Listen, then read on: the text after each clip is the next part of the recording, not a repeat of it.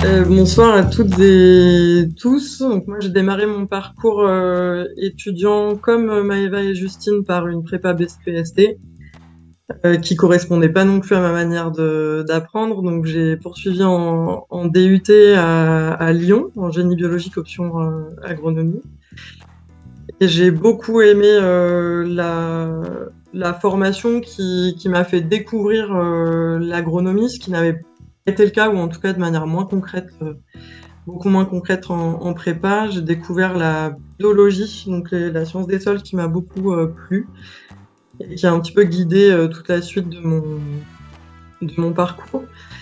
Et puis mon stage de fin d'études qui s'est déroulé de fin de DUT, fin d'études de DUT.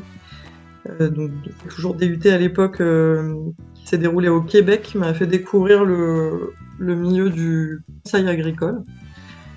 Et ça m'a motivé définitivement à passer le concours C2 pour poursuivre en école d'ingénieur agro.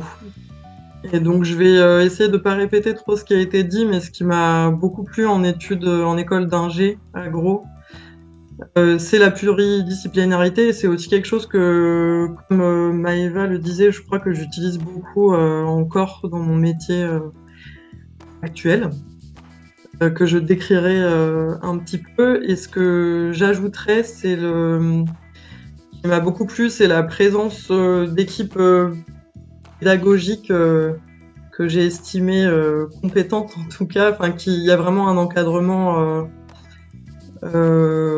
fort et intéressant de toutes les équipes pédagogiques, je suppose, dans toutes les écoles. Et le lien qu'on peut développer sur la dernière année d'école agro, donc en spécialité ou en master 2, est assez intéressant et professionnalisant. Donc ça, c'est même pendant les cours. Après, évidemment, il y a aussi toutes les expériences professionnelles que sont les projets d'élèves ingénieurs ou les stages, qui sont très formatrices.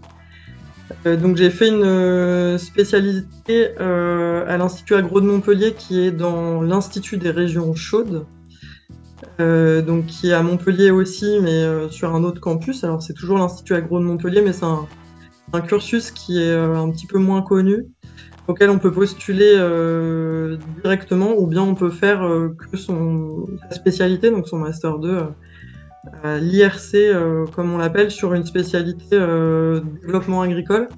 Et donc la particularité, c'est que c'est développement agricole en pays du Sud, comme on les appelle, ou en pays en voie de développement aussi, en tout cas sur de l'agronomie plutôt tropicale. Donc j'ai eu des expériences de stage à l'étranger, qui m'ont amené à choisir cette spécialité, mais je ne travaille pas du tout à l'étranger aujourd'hui. Pourtant, j'utilise tout ce que j'ai appris, bien que je travaille quand même un petit peu sur le riz, puisque je suis en PACA et qu'il y a la marque, donc mes cours ont quand même été utiles sur la riziculture. Donc aujourd'hui, pour finir, je suis conseillère agricole. Donc j'ai vraiment fait tout un cursus proche de l'agronomie de terrain, très en lien avec les agriculteurs, les agricultrices.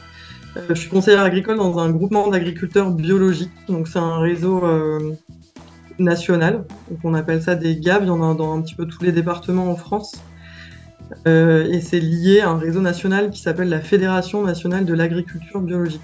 Donc moi aujourd'hui je suis coordinatrice du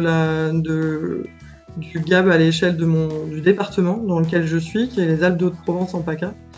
Et je suis conseillère agricole sur les plantes à parfum aromatique et médicinal. Donc ça, c'est assez spécifique de mon territoire. Et j'en ai terminé.